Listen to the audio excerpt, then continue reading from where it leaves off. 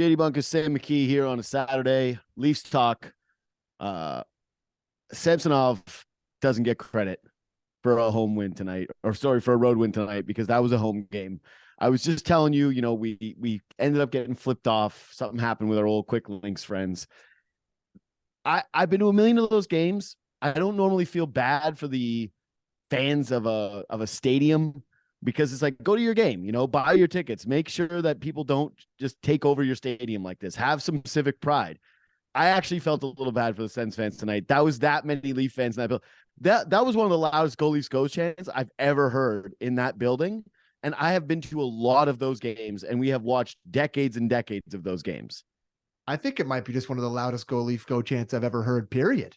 Like, yeah, it was just ridiculous. They just were, really, really unbelievable. And I can't imagine being a Sens fan there tonight. We talk about this after every Battle of Ontario. We talked about this a couple of weeks ago when they played there, but this one was worse. I can't remember it looking as bad as it did tonight and sounding as bad as it did tonight. And listen, like, the Sens are supposed to be a sexy team now, like they got Ryan Reynolds, who's, getting together all his rich boy friends. Oh, Ryan Reynolds wants to buy the Sens. I was not aware of that. Number one priority, maybe get some fans in there when they play the Leafs. That should be like your number one thing that you're looking to do. Hey, Sens fans, don't sell your tickets to Leafs fans, bozos, because that's what it looks like. Wasn't pretty for the Sens tonight. You know what though? The trouble is, like, you can sell your tickets that night and make back like 4 games. It's true. It's true. It's too lucrative. You're like, these bozos from Toronto will play triple. They're used to Scotiabank Arena prices. And guess what? I've seen Sens fans who do it, and they go, good, enjoy your Super Bowl. They do that. I pocket the money and you win a regular season game. Right? Or argument. Or they go, pay to see your team lose, right? I've heard it all before from those people. I know all their excuse handbook. I've seen it done. I know it inside and out. Anyways, you got to tip the cap to the Leaf fans tonight, because yes, they were rowdy. They were incredible. And they didn't really pay for the greatest hockey game. I got to tell you, this one started. Have the Leafs had a first period, Sammy, where they have generated like less offense than that this year? They finished with 5 shots and no dangerous scoring opportunities. They came out, I don't want to even really say flat, just that's very uncharacteristic for them tonight. That was a bad first period in general. I didn't think there was a lot of exciting chances either way. Felt like two teams. There wasn't a lot going. Choppy passes, incomplete passes, not a lot of great scoring chances, like you said. So, not a pretty first period, but the Leafs just kind of took that game over. I thought, like, as soon as Bunting scored, which was early in the second period, it just felt like a good team versus a kind of bad team to me. Like, I know that Samsonov was called into action a few times and he had to make some really nice saves, including that toe save, absolute beauty on Jake Sanderson. But I just was impressed with the Leafs' ability to just take over this game and just not killer instinct, that's going too far, but just be the better team and win the game and not let them get much outside of them going with a man advantage for the last 3 minutes. Yeah, I think Ottawa ended up with way more shots, probably maybe like 10 more shots. Yeah. But definitely didn't feel like that kind of a game. And everything that they were getting was kind of from the outside. And so there's a couple things there. One is, I just thought that the Leafs blue line looked really solid again tonight. That this was like a really good showing from the D.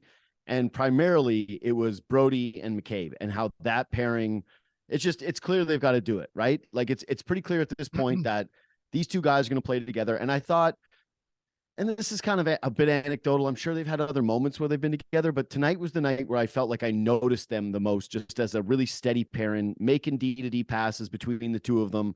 They came together for a couple of scoring plays. One was the kind of lucky one with Bunting, right? Where it's just McCabe rifling off the boards and it ends up bouncing off of like 2 guys in a glove before it's in Bunting's stick, but still he's on the ice for it. And then the other one, it's that pairing again. I mean, there's 6 guys on the ice, but still cool, calm, collected. Get it? You're making me Zohorna, and he rips his first goal. Zohorned up, baby. Let's go. I was upset that to hear Kipper call him Radim, because I thought he was Radim, and I sent the tweet that was Radim the Dream, and I'm like, you idiot. I mispronounced his name, not as good. But I agree with you that they look great. And I thought, outside of those guys who I'm impressed with every night, Morgan Rielly tonight was at his Morgan Riley, Morgan Riley ist. Like just he was behind the net a lot, jumping up, really decisive, patience with the puck. And listen, he played with Luke Schenn for a lot of the night. They had 7D rolling, so they were going with different guys. I understand that. But like, I thought when he had Luke with him, he kind of looked like he felt a little bit more freed up to do some more offensive stuff. But I know they've played together in the past, but tonight was the first night where I really noticed him getting down deep below the hash marks a couple times, even down like behind the net, like I said. So I think that's my biggest takeaway against a team that's not bad offensively. Like they're not like it's like a sleepy team at the bottom of the Eastern Conference that's no good with no threats. They've got a bunch of they play excellent the Leafs tough, right? Like they those guys don't like it when the Leafs come into their building, have their fans. They obviously have something to prove. I do think that there was this is just my opinion. I thought that the Sens looked a little sapped tonight at times. Like they weren't their usual kind of gritty selves that were able to get to some of the harder areas of the ice against Toronto. And maybe a lot of that was Toronto's defending. Some of that might have just been Ottawa not looking 110%. They've been chasing for so long here now. Like they've been an uphill road. The wall. Yeah. But I just like, you're right. Everybody on the blue line tonight contributed in the fact that here's the thing about Justin Hall. You didn't really notice him tonight. Good for him, you know. Perfect. I thought him and Morgan Riley looked pretty good on some plays. Like Toronto had a real tough time breaking the puck out of their own end in that first period when they weren't really generating offense. And he had a couple of plays later where he was doing that. He never really got exposed in his own end. There was no Liljegren played tonight. Good for him. Plus Luke Schenn, bodying guys, just hitting everything that comes around him, not taking any gruff whenever guys are coming in on Samsonov, just always clearing the net, was laying lumber into Brady Tkachuk tonight, boxing guys out in front of the net, looked awesome. Morgan Riley, I'm with you. And then that pairing was solid. So yeah, I think that tonight was one of the games, maybe the game that I looked at the Leafs defensive pairings of the 7 guys. And I went, damn, these guys played really well tonight. This looks good. This is starting to round into form a little bit. So you mentioned Luke Schenn laying the lumber on Brady Tkachuk. And this is, I don't want to get too hot takey here, but it did feel like a little bit of the head of the snake with Luke Schenn on Brady Tkachuk for a lot of the night. Love this take. Because hot take. I love this take. I'm into this big time. Because listen, they weren't head to head. Like Brady played way more than Luke Schenn did, but it just felt like every time Luke and Brady came together, Luke won. And he was in his grill, cross-checking him. He hammered him at the end of the game, knocked him down. And I really noticed Brady's bullshit less than I usually do. Like it's usually way more out there. He's running into people. He just felt like he was a little bit neutered by Luke Schenn and a lot of these times. And it just felt like that kind of cut the head off the snake a little bit for the Sens in terms of their jam. Like it really felt like he had him in his hip pocket the whole night. This isn't a hot take. Yes, are there probably other factors to it with at least just good defensively? Like, yeah. Was Samsonov good? Was Brady Tkachuk just not having his best game? Like, yeah. There's something to having a guy who's going to be on the ice who swings a big stick like Luke Schenn and who is going to be able to physically crunch somebody and just have it be in someone's head. And it's why, for all the stuff about like how he was going to be 7D and he was going to be fine sitting in the media box, whatever, watching these games, the more you watch just little moments like that, you go, all right, you have to have that dude in the playoffs. There's going to be moments, especially of course, a regular season where, man, he kind of chops the puck a little bit, right? Like he's the ugliest guy with the Leafs when it comes to trying to make, when he gets the puck on his backhand, you're like, oh no. Off the glass and out, Lukey boy, off the glass and out. Chip it out. Right? Like there's moments where he looks like he's a little stuck in mud, where he gets caught reaching sometimes in his own zone. It doesn't look the prettiest, but no, I he's got to be in the series, man. You got to have the thumper, and you got to have it for that exact reason that over the course of 7, having the guy that is just going to lay that stick into you over and over and over again and take his toll. I think that you need it. You ready to pivot to Samsonov? Yes. Was sneaky brilliant tonight, despite not a ton of dangerous chances. Just like you and I have watched him a ton.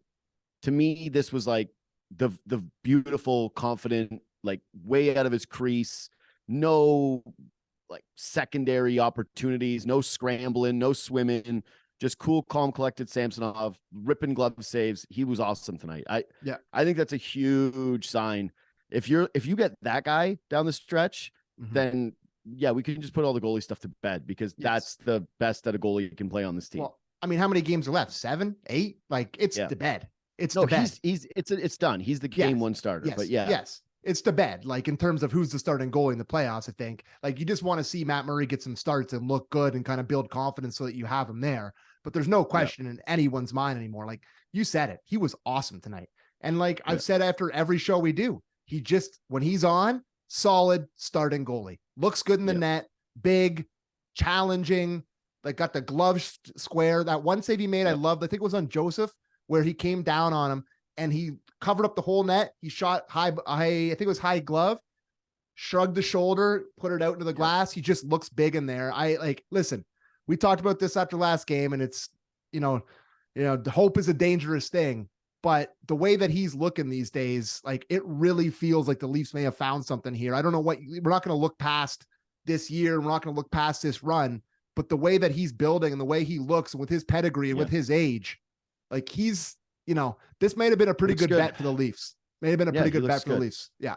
He looks good. And just tonight, I thought he was really great. And all I could think of was, I hope this guy is like Fred VanVleet 2.0, where he has a son and then he just gets scorching hot. Well, he's like, it's the best week of my life. Little Miroslav. It's the best week of my life. And now he's like, this is a stud. That's what he said. Miroslav and the dog. I was like, that's cute. It's awesome, like, man. That's good for an you, awesome bro. picture. Also, great moment for Kelly Rudy, who loves the human side of sports. Oh my God. He was got to talk glowing. He got to talk about a goalie who had a kid. It was literally Kelly Rudy's Super Bowl. Cal was just like, glowing. Yes. Okay. Yes, that was great. What'd you think of Zohorna tonight? Because I actually thought, okay, the goal. What did he play? 4 minutes? I noticed him. Maybe just because he's big. I mean, maybe I noticed him because he lost a tooth tonight. He scored a goal tonight. Yeah, but I'm just looking up what he ended up playing. No, he played more than 4 minutes. He got more than that. Come on. What do you think the number is? I think he got 9 minutes. Okay, 8. I'm just Zohorna. 8.5 minutes. No south. Oh, damn it. 6:15 tonight for Zohorna. Okay. Poor Zohorna. He deserved more. He lost. He could have had 2 tucks in 6 minutes. He was like a centimeter away from a second goal. That's what I mean. Is like, that's why I thought he played more, is just because when he was out there, I noticed him a bunch of times. Scored a goal, almost had a second. Gets his chiclet knocked out and bleeding everywhere. It was a bad missed call too. It was definitely not one that was friendly fire. He doesn't move super great, right? No. Like, you wish that he could skate a little better. He's pretty stiff out there. But there's a reason he was traded for Dryden. Anyway, I just think it was a good story. Man. I'm happy for the guy. You come what up do you here. Think is a better nickname, Zohorna, the Horn Dog, or like where do you lay in on Big Z 2.0? Big Z. Well, they're all calling him Z. He got the belt after the game. Yeah. Like, I think it's great. Like, you step on the ice, the puck lands on your stick in the slot, and you just beat the goalie. Like, that's as good as it gets. Like, that's like out of a movie. Like, you step on the ice, it's too many men, like in the sweet spot between the hashies, in your release. Like, when you in basketball where you pass it to the corner and it's like in the shooting pocket, that's exactly what happened. Exactly. You just let her rip. And it was a bit of a muffin, like, not gonna lie. No, like, it was definitely not ripped. Old Mads was just like right through his chest somehow. So I think Mads might have been his buddy, and he was like, Horn Dog, I got you. AHL guys. Yeah, they're like, you're my AHL Horny. I just like, the name is so good that I want him in the lineup. It's good. Like, imagine he was actually good and you could get a jersey that says like a horn dog on the it's like his sweater. It was so sweet. I loved it. Yeah. No, I'm happy for the guy. You love that. Yeah. You love a guy getting called up, playing 6 minutes and shooting one in the net. He gets up here, gets an NHL payday, goes into the, gets the belt for player of the game from all these studs. Like, that's just sick. That's as good as it gets. That's, you're happy for stories like that. Last thing for me that's on a serious note from the game was Bunting gets that goal, and it was a good one, and it was his 21st or his 22nd? His 21st of the season. He scored 23 last year. Sheldon Keefe bumps him up the lineup for a couple of shifts. Yeah. And then 2 shifts later, he puts Yarncroc back out there. He's edging. He's edging with him. He won't let him get up there fully. He's just edging the poor guy. He's like, get a taste, little guy. Get a taste. Like, it's brutal. I think, okay, here's the thing. come playoff time, the top 6 is also now set with Yarncroc. Like Yarncroc has earned a spot. It's just a matter of whether he plays with Tavares or whether he plays with Matthews. I think that there's actually cases to be messing with all these lines where they go like, hey, give Tavares more of a boost and playing with Marner and have Yarncroc with Matthews because he seems to like him. But it's all just interchange, the top 6. It's all interchangeable, Yeah, right? yeah. But it just, Keefe actually does remind me of just a little bit of Babcock where he just won't let it go with a guy. And he has just been riding Bunting, dude. For so long now. Oh yeah. And I actually wrote, I said, nice of Keefe to put him up the lineup and give him that ice and leave. And then 2 shifts later, it's Yarncroc again. And I went, wow, dude. It's ice cold. Wow, you are cold-blooded. No wonder people were, I had Sid on my podcast, Sixero, last week, and he was talking about the Bunting, like no look at Keefe and how Bunting can't show up as coach like that. And I agreed to it partially, right? Like I wasn't as upset about it with Keefe. I think like human emotion comes into play sometimes. And yes, you're pissed off. You can't look at the guy. I get it. Yeah. I felt for Bunting there because you could just tell. He's like, what do you want from me, man? He's like, I'm sitting down the bench. I'm making less than $1 million. I got another 20-goal season. I'm clearly one of your best 6 guys. I know I annoy you, but like, I am who I am at this point. Like, Frank Saravelli's called me a top free agent in all of hockey this offseason. Boy, Frankie, come on. But yeah, like, give me just a little bit of get off my back for 5 minutes, dude. And just, I can't look at you. Anyway, I felt for Bunting a little tonight because I thought he played well. I thought like Bunting had another good game. Pretty good for he's been good enough to get back up there for quite some time. Maybe this is justifying Keefe's decisions here, is that I think Bunting he's looked as good as he's looked in a long time in the last couple of games.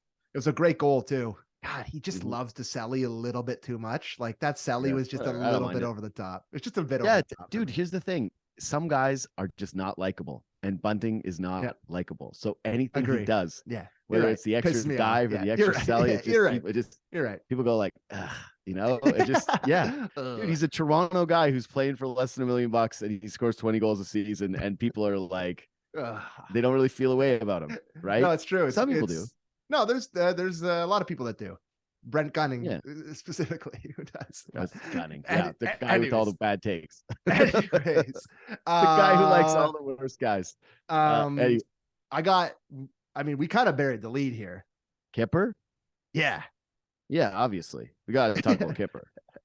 Like, dude, where does that rank in terms of, that was like you didn't watch Game of Thrones. No, the first season of Game of Thrones. I watched for a season. Okay, the first season of Game of Thrones, when they kill Ned Stark, you're like, oh my God. Yeah, it's like the most mind-blowing thing. Yeah. This is the second most mind-blowing thing I've seen on television since Ned Stark got his head cut off, where I was just sitting here on my couch staring at my television in complete disbelief and texting people the same things I texted when Ned Stark died. I was like, oh my God, can you believe this just happened? And I know Kipper was at the game with, what was his name? Mr. Apple, Tim Cook, that one time, like a couple of years ago, but just in Ottawa on a Saturday night, just berating Bill Burr was so giving him the diver motion. I gotta know what he was talking about. I gotta know. I can't wait to talk to him on Monday. Like I legitimately cannot wait to hear what he has to say. Like, how did he end up in that situation? That's the best part of the game tonight was Kipper with Bill Burr. No question. Like, I think there's a non-0% was Ryan Reynolds there tonight? Like, I feel like Kipper might be running in that circle. Like there's a non-0% chance Kipper's part of Remington. No, not that. Like, listen, I know Kipper's got money, but I don't know if he's got that. But like, is he hanging with Ryan tonight? Like, I feel like if you're hanging with Bill Burr, that's one step away from Ryan Reynolds. All I know is it is so funny because we work with Kipper. We know the guy. Yeah. And he's a really down-to-earth dude. Yes. And so for the most part, you just don't really think about him as... Forget how famous he is.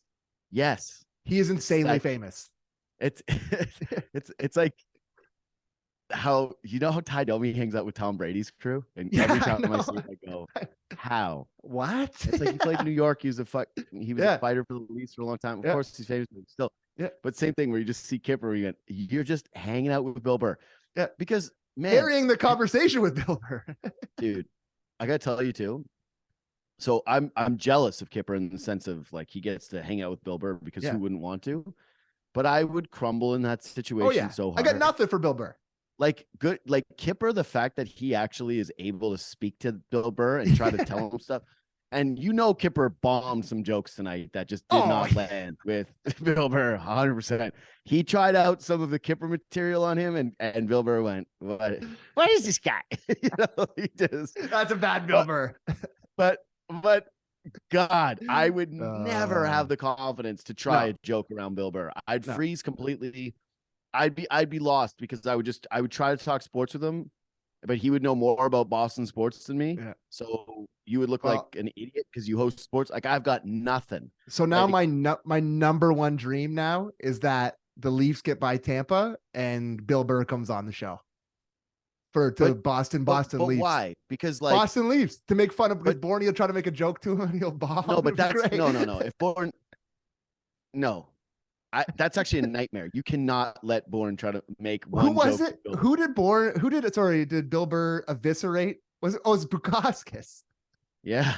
Remember he went after him too? About that. Yes. Yeah. He murdered Bunkis. You and I were listening to that podcast in the car. Yes. And he was watching Sportsnet and he just started roasting him. Yeah. Because he asked Marchand about some weird question.